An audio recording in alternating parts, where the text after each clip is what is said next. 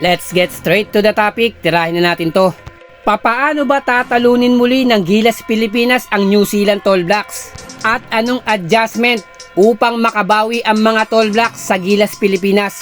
Until now, nagngingit-ngit at gusto pa rin makabawi ng Tall Blacks sa ating Gilas Pilipinas. Game. Ito ang adjustment na malamang gagawin ngayon ng head coach ng Tall Blacks. Kung tira lang sa labas ang pag-uusapan, lamang na lamang dito ang mga Tall Blacks kontra Gilas Pilipinas. Na napanood po natin yan, talagang napakasakit po pag tumitikada sa 3 points, especially yung Webster. Saksi po ako dyan dahil nanood po ako ng live na laban na yan. Then, sa sarili pa nilang baluarte gaganapin yung laban na posible po yung lutuan kasi gagawin lahat ng mga Tall Blacks makabawi lang. Eto na ang adjustment. Since kinain lang ng Gilas Pilipinas ang Tall Blacks sa points in the paint, for sure desperadong mahugot nito yung mga big man at veterano ng Tall Blacks upang meron naman silang pantapat inside the painted area. Na dun talaga sila nagkulang at naging kampante sila at buong akala nila na madali lang ang laban sa Gilas Pilipinas dahil puro outside shooting lang ang kanilang ginawa.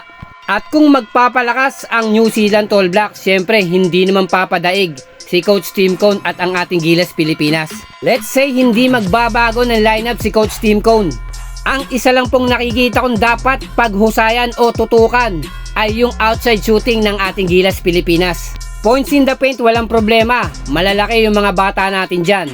Kung mag-iinit ang Gilas Pilipinas sa outside shooting, mabubulaga na naman natin ang Tall Blacks dahil magiging banta ang Gilas Pilipinas inside the painted area at sa outside shooting, especially sa 3 points area.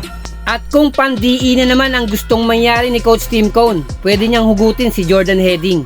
Panapat yon sa mga shooter ng Tall Blacks na alam naman natin wala nang dapat patunayan tong Jordan Heading.